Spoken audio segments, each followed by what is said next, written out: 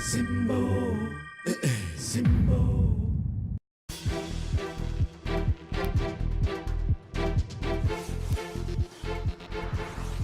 Estamos de volta. O momento agora é para acompanharmos a entrevista com a engenheira Isabel dos Santos, que será conduzida pelo jornalista Guilherme Galeano, como já viemos aqui anunciando ao longo deste jornal. Guilherme Galeano, muito boa noite. Olá, viva, muito boa noite. Laurinda Calças, saúde também os nossos queridos telespectadores, assim como a nossa convidada, a engenheira Isabel dos Santos, a quem desde já agradeço a disponibilidade em estar presente nos nossos estúdios para esta conversa, que vai ocupar uma parte considerável deste nosso noticiário. Boa noite, Galeano, e queria dizer boa noite, Angola, boa noite, caros telespectadores, e obrigada por me terem convidado e darem-me a oportunidade de estar aqui hoje. Com certeza. Em simultâneo estamos com a Rádio Mais, para todo o mundo também através do streaming tvzimbo.com, e poderá amanhã ter acesso a esta entrevista na íntegra no jornal O País. Todos estes órgãos de comunicação fazem parte do grupo Média Nova. Isabel dos Santos costuma evitar respostas sonantes às críticas que recebe e passou já por processos difíceis com contendores de respeito, como foi o caso do BPI, onde discutiu com os espanhóis do grupo La Caixa, ou o processo que opõe a Unitel, de que é sócia, aos acionistas estrangeiros, a Oi e a PT. Mas desta vez reagiu, e reagiu forte. Porquê? Afinal de contas, todas as pessoas têm direito à defesa do seu bom nome, honra e idoneidade. Eu primeiro queria agradecer realmente me terem convidado, porque é uma pergunta muito pertinente. Para mim é extremamente importante repor a verdade. Repor a verdade porque foi posta em causa a minha reputação, foi posta em causa a minha carreira profissional e, como sabe, eu sou uma empresária não só em Angola, também sou uma empresária fora de Angola, tenho vários investimentos em Angola, mas também tenho investimentos fora de Angola, e para mim a minha reputação é o meu capital. Portanto, repor a verdade do acontecido é muito importante, mas também não só a minha verdade. Sobretudo a verdade dos meus colegas, administradores, que são jovens, talentos, angolanos, que estudaram em Angola, foram bolseiros e foram para São Angola com um sentido de missão. E estas pessoas, que são excelentes quadros, pessoas que trabalharam e que tiveram carreiras brilhantes em outras empresas, empresas petrolíferas, empresas internacionais, e que juntaram-se a São Angola com um sentido de missão, também viram o seu nome manchado com estas acusações gravíssimas que foram feitas. A verdade é que a PGR, a Procuradoria-Geral da República, já anunciou a abertura de um inquérito para averiguar da justeza destas acusações proferidas por Carlos Saturnino, o engenheiro Carlos Saturnino, que é o atual PCA da Sonangol. Perante esta medida de um órgão de justiça angolano, ainda se justifica ter de prestar, com a regularidade com que o tem feito nos últimos tempos, estas declarações à comunicação social? Ou colocando a questão de outra maneira, não seria preferível aguardar para esclarecer tudo primeiro à PGR, em primeira instância, e a posteriori utilizar as estruturas da comunicação para informar o país sobre estes seus sentimentos e essa preocupação de defesa para com os seus colegas que fizeram parte do Conselho de Administração anterior? Galeano, eu acho que é completamente normal a PGR abrir um inquérito. Aliás, depois das acusações gravíssimas que foram feitas e que são caluniosas e falsas, a única alternativa que sobrava para a PGR era efetivamente abrir um inquérito para saber se elas eram verdades ou mentiras. E isto com certeza terá o seu percurso e nós estamos disponíveis para prestar todas as informações. Mas há uma verdade, é que o tempo mediático, ou o tempo em que a média tem um interesse no assunto e o tempo em que os tribunais dedicam atenção ao assunto são tempos diferentes. Ou seja, possivelmente daqui a 15 dias já este assunto nada interessa, mas efetivamente se calhar só daqui a 15 dias é que pode começar algum trabalho efetivamente dos tribunais. Independentemente das conclusões a que a Procuradoria-Geral venha a chegar a respeito do inquérito que entanto... Os inquéritos são sempre processos mais longos, porque é normal, e é como eu digo, e o que importa aqui é a presunção da inocência, ou seja, não se pode chegar e fazer-se uma conferência de imprensa onde, sem elementos de prova, porque não foram mostrados elementos de prova, sem documento algum, se faz um verdadeiro circo de acusações, não é? E depois disto, vamos esperar então que seja esclarecido em PGR, ou seja, para isso não se faria uma conferência de imprensa. O que é que teria sido o procedimento normal de um gestor público? Se ver que há alguma irregularidade, pode acontecer, enfim, o que deve fazer é convocar as pessoas em causa e pedir esclarecimentos. depois de pedir esclarecimentos. Se não se encontrar suficientemente esclarecido, então aí pode ir ao seu órgão de tutela, nesse caso ao Ministério dos Petróleos, reportar alguma irregularidade e pedir que seja estabelecida uma comissão e que a comissão averigue o que é que aconteceu, se, efetivamente se há ou não matéria. Ora, nada disto foi feito. Nós nunca fomos convidados a prestar esclarecimentos. Sua constatação, a engenheira já reagiu, dizendo que pedia precisamente provas documentais ao engenheiro Carlos Saturnino e dava-lhe inclusive 24 horas para que essas provas fossem apresentadas, caso não, colocaria a questão na Justiça. Já passaram mais de 24 horas. Já colocou a questão na Justiça ou desistiu de fazê-lo? Portanto, eu estou a trabalhar com os advogados, não sou eu, mas também os outros membros do Conselho de Administração, estamos a trabalhar com os advogados e estamos a reunir o nosso processo para dar entrada, dentro dos prazos permitidos por lei, para dar entrada ao processo de queixa-crime por difamação contra Carlos Saturnino. Porque, efetivamente, o que foi dito foi difamatório, foi calunioso, nós ficamos chocados, achamos que não era esse o procedimento correto e então temos razão de apresentar a queixa que apresentamos. Queria também dizer uma coisa que é muito importante, que é que este Conselho de Administração que eu presidi na Sonangol foi o Conselho de Administração mais jovem até a data. Ou seja, se olhar para os antigos Conselhos de Administração, eram Conselhos de Administração muito mais velhos do que nós. Também foi o primeiro Conselho de Administração que incluiu membros que não eram membros, ou seja, que não eram filhos da casa, que não vinham da Sonangol. Uma grande parte dos administradores, dos antigos administradores, vinham ou de empresas petrolíferas internacionais ou do setor privado. Portanto, era realmente um Conselho de Administração muito diferente. Por outro lado, foi também... A evocação que faz à juventude do Conselho de Administração que integrou, falo a que propósito? A juventude nem sempre significa mais conhecimento, pode também significar menos experiência. Com Neste certeza. contexto a que se quis referir? Não, com certeza. E é aí que é muito, muito relevante o que digo. Este Conselho de Administração era jovem e experiente, ou seja, tinha trabalhado mais de décadas, em alguns casos 15 anos, 20 anos. Uma das administradoras foi presidente da Chevron no Brasil. Ora, o Brasil, com o pré-sal, é sem dúvida um dos maiores investimentos da Chevron. Um dos outros administradores foi presidente da ESSO em Moçambique para dirigir toda a investigação e todo o investimento e todo o desenvolvimento do gás. Isto não eram jovens sem experiência, eram jovens com muita experiência, jovens muito capazes, sobretudo jovens angolanos, e que foram para Sonangol com sentido de missão. A verdade é que a senhora engenheira, numa recente entrevista concedida ao jornal português, o Jornal Negócios, culpava os partidos da oposição pelos ataques à gestão da Sonangol durante o seu mandato. Mas claramente nenhum ataque foi tão contundente quanto este que foi feito pela atual gestão da empresa, que entretanto foi nomeada pelo chefe do executivo, que é apoiado pelo seu partido de coração, o MPLA. Qual é a leitura que faz desta situação? Eu gosto que realmente fique claro que a mudança que nós queremos na Sonangol foi profunda. Nós cortamos muitos custos, nós cortamos cerca de 40% dos custos de contratos. Ora, não tenho dúvidas que mexemos com interesses financeiros, não tenho dúvidas disso, e que estes interesses financeiros, com certeza, que não viram... Interesses financeiros que vêm da oposição? Não, interesses financeiros externos a Sonangol. Ou seja, interesses financeiros que durante muitos anos viveram das debilidades da empresa. A empresa tinha debilidades, precisava... Mas ao mesmo tempo interesses nacionais. Eu não diria que são Externos, necessariamente só nacionais. Não posso dizer se são nacionais ou não, mas que são interesses externos à empresa. E estes interesses externos, efetivamente, alimentaram, eu acredito que alimentaram, campanhas contra o antigo Conselho de Administração.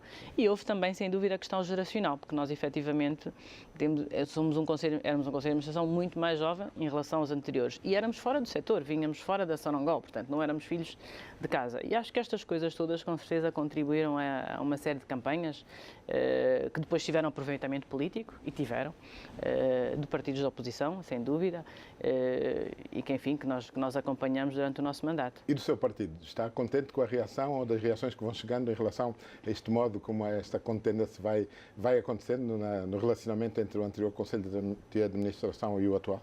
O projeto de reestruturação da Sonangol faz parte do programa do governo atual. Ou seja, está incluído no programa de 5 anos do governo atual. E este governo está conectado com um partido, que é o seu. Sem dúvida, sem dúvida. Por isso, como digo, o projeto de restauração da Sonangol faz parte do projeto do governo. Eu acho que O Conselho de Administração, que está à frente da Sonangol, tem agora que pensar efetivamente qual é a visão para a Sonangol. E, infelizmente, nós não ouvimos, na apresentação dos 100 dias, pelo menos a nosso ver, ficou bastante aquém de qual é o futuro da Sonangol. Para onde é que ela vai? Como é que se vai resolver a questão da dívida? Quando é que vamos começar a voltar a investir outra vez nos poços de petróleo? Quando é que vamos aumentar a produção? Como é que vamos reduzir os custos? Vamos ou não criar empregos dentro do setor petrolífero? Por exemplo, coisas que interessam. Vamos criar um setor de indústria de apoio ao setor petrolífero, ou seja, em Angola é possível termos uma indústria que trabalhe e forneça serviço ao setor petrolífero de forma competitiva. Estas coisas, estes temas não ouvimos, não foram resolvidos. E eu acho que está aí um grande trabalho que o Conselho de Administração atual deve e pode fazer. Interessante perceber também que, neste conjunto de pronunciamentos que vai fazendo aos órgãos de comunicação social, também nas redes sociais e nas websites, já quase tudo foi dito e hoje volta, de certa maneira, aqui a repeti-lo. Eu colocava-lhe a questão nos seguintes termos. O que é que lhe falta explicar mais em relação às críticas de que foi alvo por parte do engenheiro Carlos Saturnino?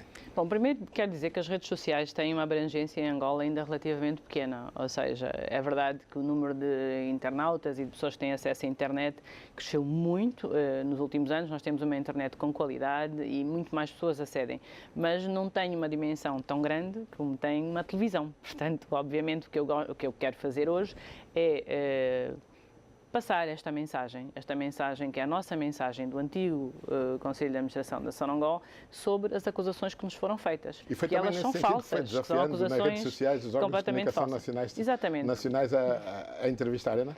Exatamente, porque nós queremos repor a verdade, porque estas acusações são falsas. Nós não recebemos 145 meses de salário, isso é falso. Recebemos 17 meses e meio, em alguns casos recebemos 18 meses. Não houve transferências feitas após a sessão do mandato do Conselho de Administração, é falso, não há transferências feitas dia 16 de novembro à noite, não há transferências feitas dia 17, portanto isto são coisas falsas. A questão relativa aos 38 milhões, está-se a referir. Exatamente.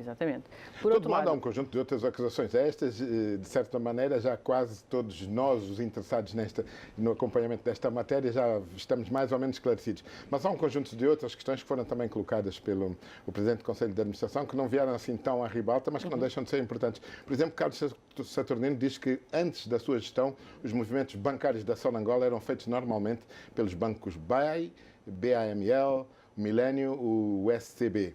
E que, posteriormente, esses mesmos movimentos passaram a ser feitos pelo BFA e o Eurobic, bancos de que a senhora é uma das acionistas. Que razões tiveram na base dessa opção? Achei este exemplo realmente um dos melhores na conferência e nada como factos. E os factos são que 80% dos depósitos da Sonangol estão no BAI. Isto é um facto. Outro facto é que, durante o nosso mandato, nós não só abrimos conta no BFA e no BIC, mas abrimos conta no Merrill Lynch, abrimos conta no BCP Milênio, abrimos conta no AfriExam, ou seja, abrimos contas em vários bancos. Mais ainda, a maior parte dos depósitos que depositamos foram efetivamente no banco Merrill Lynch of America.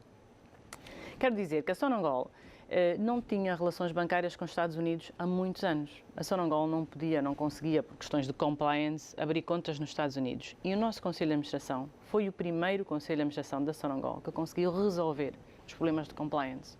Ou seja, nós conseguimos convencer a banca americana a voltar a trabalhar com a Sonangol, a voltar a trabalhar connosco. Isto foi uma grande vitória, foi muito difícil, não foi um objetivo fácil. Portanto, a acusação que ele faz de que haveria privilégio para bancos onde eu participo como acionista é falsa. É pura e simplesmente falsa. Durante o meu mandato, não acredito ter havido mais do que 2 ou 3% dos depósitos da Sonangol em qualquer um destes bancos. 2 ou 3% no máximo. Do valor global dos depósitos da Sonangol. O BAI é um banco que historicamente tem uma relação com a Sonangol. Portanto, é um banco que, no fundo, eu diria quase que monopoliza as operações, as transações da Sonangol. E quando nós chegamos a Sonangol, era importante, para baixar custos e para reduzir custos, introduzir concorrência. E foi exatamente o que fizemos. Introduzimos concorrência, fomos ao mercado, consultamos todos os bancos e trabalhamos com todos os bancos da Praça Nacional. Portanto, voltamos a reativar as contas que a Sonangol tinha com todos os bancos na Praça Nacional, desde os mais pequenos aos maiores. Infiro das palavras e do processamento que tem tido até aqui, nesta nossa entrevista, que está absolutamente tranquila em relação àquilo que foi o modelo de gestão que o seu Conselho de Administração incitou ao longo dos 17 meses em que esteve à frente da Sonangol. De todo modo, na entrevista que concedeu recente ainda ao Jornal de Negócios, disse que acusações que lhe são feitas têm como objetivo distrair a opinião pública de identificar os verdadeiros responsáveis que desafortunam a Sonangol. E já que falamos de bancos, transferências, desse volume de capital, eu gostava de lhe perguntar a quem se refere quando fala desses verdadeiros responsáveis que desafortunaram a Sonangol, uma vez que tratamos da principal empresa nacional e que é uma empresa já com 42 anos de existência, por isso alguns dos nomes importantes da nossa praça passaram pela liderança da Sonangol. Tem nomes de referência para esta acusação que pronuncia? A Sonangol, durante portanto, as suas décadas de existência, foi tendo um percurso longo e um percurso complexo. É uma empresa que primeiro surge com o objetivo de ser efetivamente apenas uma empresa de petróleo e gás em Angola, mas depois muito rapidamente assume uma série de outras responsabilidades que eram necessárias, porque Angola estava em guerra, nós tínhamos uma economia fechada, era muito difícil atrair investimento e realmente a Sonangol fez e bem, durante uma altura, entrar em uma série de negócios necessários para desenvolver a economia angolana. Ora, nem todos estes negócios foram feitos com sucesso e, efetivamente, alguns deles foram negócios que acabaram por ter prejuízos para a Sonangol. Quando o preço do petróleo estava alto, essas debilidades não eram vistas, não era visível que estes outros negócios realmente não eram rentáveis. Quando o preço do petróleo baixou, em 2015 e 2014, estas debilidades começaram a ser mais aparentes. Eu quero fazer lembrar que o primeiro PCA que realmente chama a atenção a gravidade dos problemas da Sonangol é, em 2015, o Dr. Francisco de Lemos, que apresenta em maio de 2015 um relatório que é o resgate empresarial. E nesse relatório de maio de 2015, ele fala, efetivamente, das debilidades e das dificuldades da Sonangol. E é em função deste relatório de maio de 2015 que o governo angolano, portanto, o antigo executivo, decide criar a Comissão de Reestruturação do Setor de Petróleo. Ou seja, que era a comissão que iria reestruturar o setor de petróleo para torná-lo mais competitivo, baixar os custos da produção, aumentar a produção nacional e devolver, efetivamente, a Sonangol aquela estrutura pilar da economia que ela sempre foi. E o resultado da necessidade de criar essa comissão acaba por ser convidada a integrar como presidente do Conselho de Administração da Sonangol. No início, eu fui convidada para integrar como um consultor. Como sabe, eu sou empresária, trabalho há 2 décadas em Angola. Eu fundei as minhas primeiras empresas ainda nos anos 90, nos inícios dos anos 90, quando Angola estava em guerra, não havia estradas, tínhamos muito pouca água, enfim, nem sequer havia paz. E esta longa experiência que tenho como empresária e os trabalhos que tenho feito, as empresas que tenho criado, a experiência que tenho ganho, serviram de muito para poder contribuir naquela altura, para poder analisar o empreendimento, ou seja, olhar para Sonangol como negócio e perceber como é que se pode aumentar a rentabilidade do negócio. Então, a este título fui convidada como consultor para integrar a Comissão de Reestruturação. E, posteriormente, chamada a Presidente de... Bom, no fim dos trabalhos e depois de termos apresentado o relatório da Comissão, foi com surpresa e espanto que sou convidada para assumir a presidência do Conselho de Administração da Sonangol. Não era essa a ideia inicial, nem era essa a minha prerrogativa quando aceitei. Um plano estratégico para implementar, de modo a fazer a Sonangol sair da situação em que se encontra. E eu faço-lhe esta pergunta pelo seguinte: a senhora engenheira, conforme de resto aqui acabou de dizer, estava a implementar um plano de reestruturação com a ajuda de consultoras durante 17 meses em que esteve à frente da Sonangol. E a verdade é que há pouco tempo o engenheiro Carlos Saturnino, nas declarações que presta, vem dizer que não encontrou nenhum plano estratégico ou instrumento de gestão provisional. Eu pergunto-lhe em que ficamos. Levou consigo o plano estratégico, não o deixou para a empresa? Esse plano ou instrumento de gestão provisional também foi consigo ou deixou lá ficar e ele não viu? Durante os 18 meses de trabalho que foi feito na Sonangol, só para lhe dar alguns números, nós fizemos mais do que 600 reuniões com o apoio dos consultores. Analisámos mais que 30 mil documentos. geramos centenas de relatórios. E não olhamos só para a Sonangol EP, olhamos para cada uma das subsidiárias da Sonangol. Criamos uma solução para a Soner, criamos uma solução para a Girassol, criamos uma solução para a Sonils, criamos uma solução para a Sonamet. E todos estes documentos, todos estes relatórios, todas essas soluções estão lá. Estão lá e mais. Após a nossa saída, o conjunto de consultoras escreveu para o Conselho de Administração da Sonangol e predispôs-se a não só partilhar todas as informações que estavam lá na Sonangol, mas também explicar e apresentar. Ora, nunca houve resposta a este e-mail ou a esta carta enviada pelas consultoras até a data. E o Ministério da Tutela, em algum momento tentou uma intermediação no sentido de conciliar este antagonismo vigente e aos olhos de todos nós entre o anterior Conselho de Administração e o atual? Olha, no meu ver, isto não se trata de um frente a frente entre o antigo Conselho de Administração, o anterior e o atual. Para mim não é nada disso que se trata. Mas há claramente e publicamente uma divergência entre estas duas correntes de pensamento com acusações mútuas na comunicação social. Eu acho que houve uma diversão que foi feita porque não se quer efetivamente tratar da questão da empresa. E o que eu gostava de ver é uma conferência de imprensa que realmente tratasse das questões da Sonangol. Agora, uma diversão para enganar o povo, do que realmente quais são os problemas da Sonangol e porque é que a Sonangol está o que está, ou seja, não seria este Conselho de Administração que eu presidi em 18 meses que traria a Sonangol a situação onde ela estava. Isso não é o caso, mesmo porque em 2015 já Francisco Lemos havia dito que a empresa estava tecnicamente falida.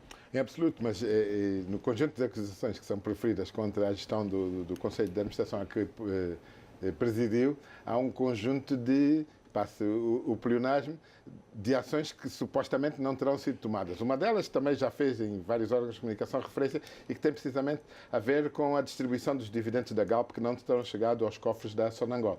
O que dizer sobre esta afirmação? Portanto, há bocado perguntou-me dos relatórios e nós fizemos publicamente, inclusive, a apresentação do programa Sonalight, que foi referido na imprensa. A imprensa, nós convidamos uma conferência de imprensa Sonangol. E o que era o Sonalight? O Sonalight era um conjunto de iniciativas, mais de 1000 iniciativas que estavam identificadas, que é o plano, efetivamente, de como reestruturar e de como corrigir as situações que existem na Sonangol. Este plano está lá. O Sonalight existe. Criamos o Sonaplus. O que é o Sonaplus? É o plano de como aumentar receitas. Ou seja, Carlos Saturnino encontrou o Sonalight, que é um plano de como cortar custos, e o Sonaplus, que é um plano de como aumentar a receita. Dizer que estes planos estratégicos não existem é falso, porque eles estão lá, eles existem. E ainda bem que me fala deste plano de como aumentar receitas, porque a dada altura uma das outras acusações tem a ver com o facto de que a redução da dívida que diz ter conseguido de cerca de 13 milhões para 6 milhões de dólares, Carlos Saturnino diz que este resultado é resultado de uma injeção de capital do Estado e não propriamente de ações ou medidas tomadas pelo seu Conselho de Administração. Portanto, a ideia de que terá havido uma ajuda externa, Exato, não é? Para que a empresa conseguisse resultados que de outro modo não teria conseguido. Concorda? Em relação aos dividendos, porque agora se calhar estou uma pergunta mais atrasada do que a sua, vou voltar um bocadinho para trás. Em relação aos dividendos da Galp, eles foram pagos. A Sonangol recebeu os dividendos da Galp, recebeu sim, e os impostos relativos a esses dividendos, que são impostos que tinham que ser pagos ao Estado holandês, também foram pagos. Portanto, isto já foi apresentado na imprensa, acho que é um tema que já deve estar encerrado. Agora, é pena, efetivamente, a Sonangol não vir a público e não dizer e não confirmar que recebeu os dividendos, mas talvez o faça brevemente. Quanto à redução da dívida dos 13 para os 6 milhões? Agora, é preciso perceber que 1000 milhões. Ambas receitas, tanto a receita da Sonangol como a injeção do Estado, ambas contribuíram para reduzir a dívida da Sonangol.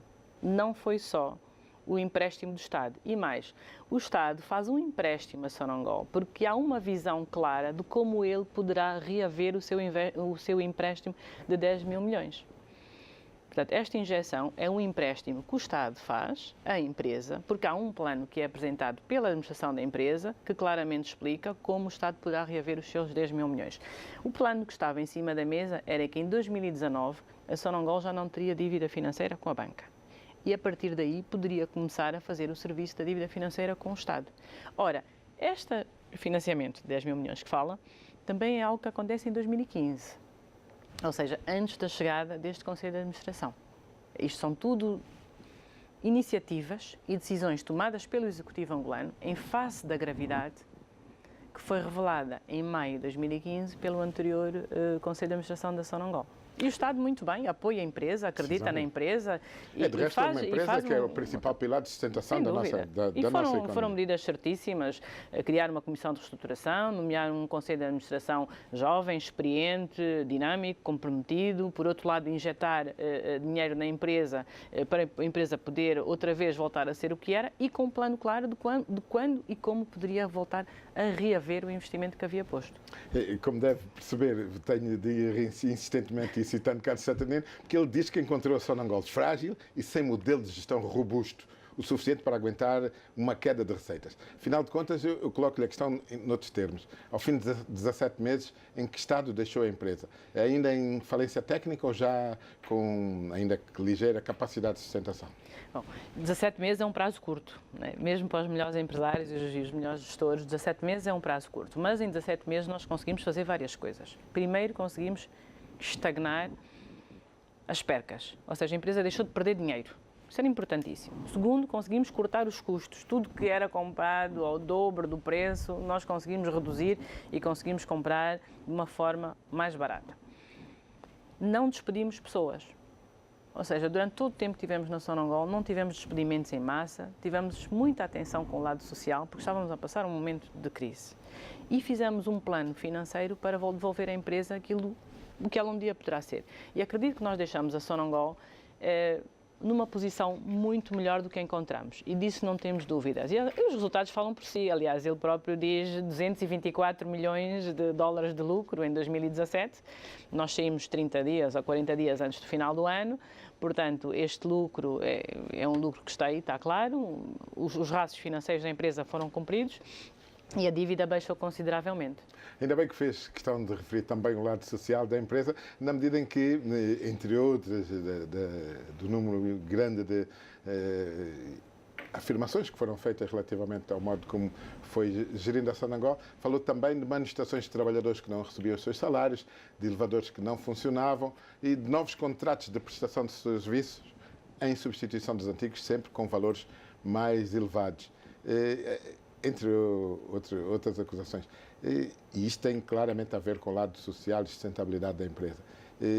Podemos também observar, por via da comunicação social, que quando da notícia da sua demissão, alguns setores da empresa parecem ter festejado. Como sentiu o impacto dessa reação? Em relação aos salários, até quero dizer que em algumas das subsidiárias da Sonangol nós implementamos o sistema de pagamento dos salários e pela primeira vez ele foi atempado e foi dia 22 de novembro e não mais tarde. Ou seja, não houve momentos em que os salários dos trabalhadores da Sonangol não tenham sido pagos. Isso é falso, não houve.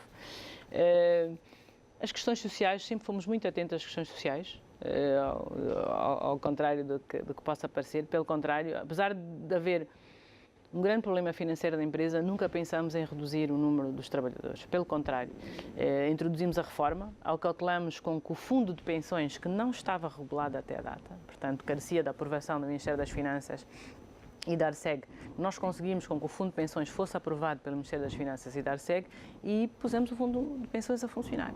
E conseguimos pela primeira vez garantir que aquelas pensões fossem efetivamente legais e corretamente adjudicadas às pessoas. Engenheira Isabel dos Santos, estamos quase a fechar a nossa entrevista. Falamos agora de questões relativas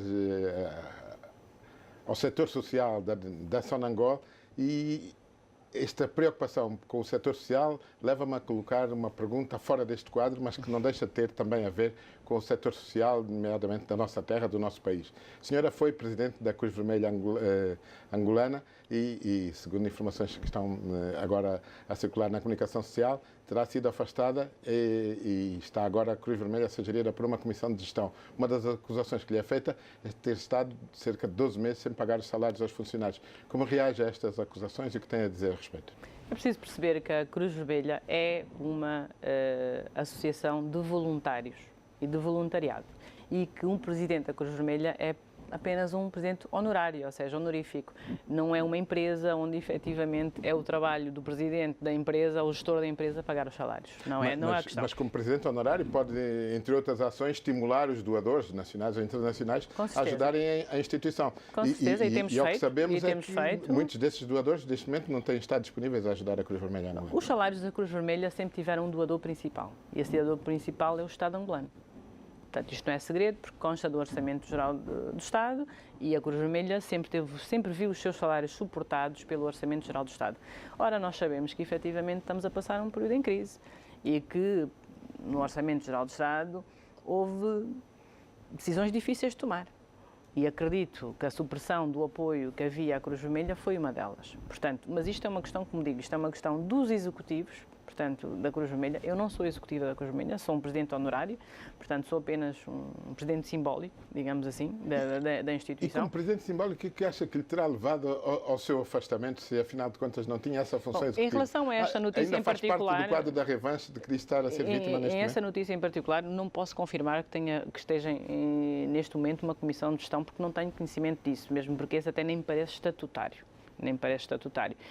O que eu posso confirmar é que nós temos sim previstas novas eleições para a Cruz Vermelha, não é? para os seus próximos mandatos, para o seu próximo secretário-geral e para o seu próximo presidente, etc. E isso sim está previsto. Agora, não tenho conhecimento formal de nenhuma comissão de gestão que tenha sido feita. Se ocorreu, eu, em todo caso, não fui informada. Mas foi informada do seu afastamento? Não, eu vi estas notícias, mas são de fontes muito estranhas, por isso prefiro esperar que efetivamente se houver alguma questão formal.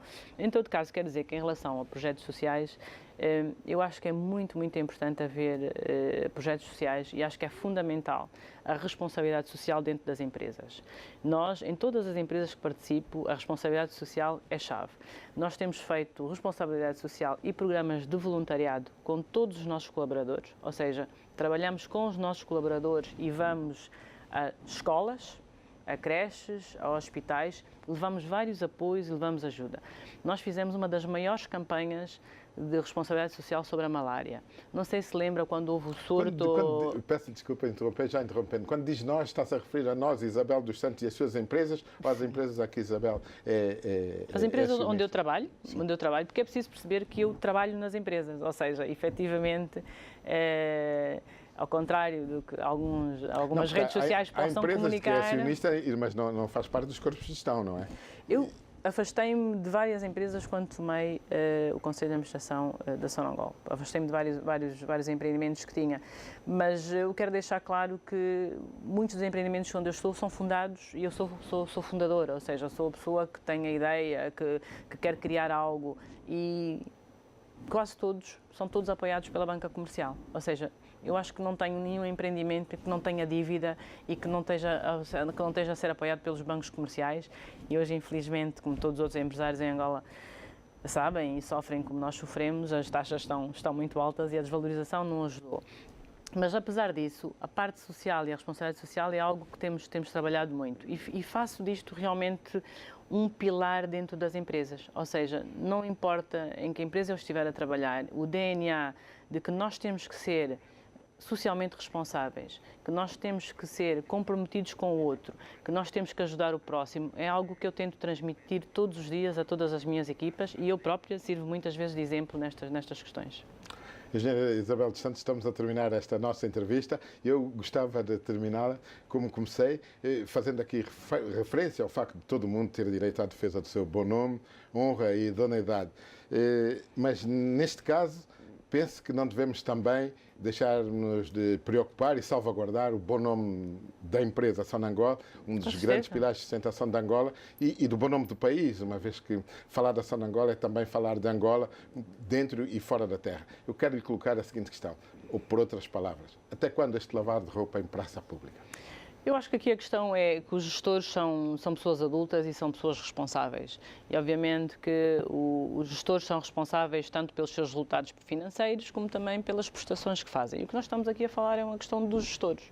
Portanto, é preciso que isto seja entendido. São pessoas adultas, são pessoas que são remuneradas, portanto, são pessoas que são responsáveis pelos seus atos. E eles, melhor do que ninguém, efetivamente, devem assumir esta responsabilidade. Portanto, não se trata da empresa, estamos efetivamente a falar dos gestores em si. Mas eu gostava também de pensar no futuro. Eu acho que não podemos ficar numa nota negativa, nós temos que pensar que no futuro, temos um futuro positivo. Nós temos um país que permite fazer muitas coisas, temos uma bela terra, temos água, temos sol, enfim, temos pessoas boas, temos boa música, temos boa comida, somos pessoas alegres e, sobretudo, somos pessoas empreendedoras e com vontade de fazer. Não acredito a quantidade de jovens que me escreve com vontade de querer fazer algo na sua vida, de querer empreender, de querer criar um empreendimento, de fazer alguma coisa, e de currículos que recebo porque pessoas querem emprego. Ou seja, nós temos agora a pensar é o futuro. Como é que nós vamos produzir mais? Onde é que nós vamos ser competitivos? O que é que Angola vai exportar? O que é que nós temos como oportunidades de emprego? E é nisto que eu me quero focar. Quero-me focar no futuro e num futuro positivo. Engenheira Isabel dos Santos, muito obrigado. Tá, obrigada eu, Galiano. Muito obrigado. Agradeço também a si, caro telespectador, por ter estado disponível a acompanhar esta entrevista que aqui fizemos com a Isabel dos Santos, a propósito do caso muito badalado de momento, o caso Sonangol, abrindo também, naturalmente, algumas janelas para outras questões que têm a ver com o dia-a-dia dos angolanos. Prometemos voltar em outra ocasião. Para já, volto à emissão deste jornal TV Zimbo para Laurinda Calças.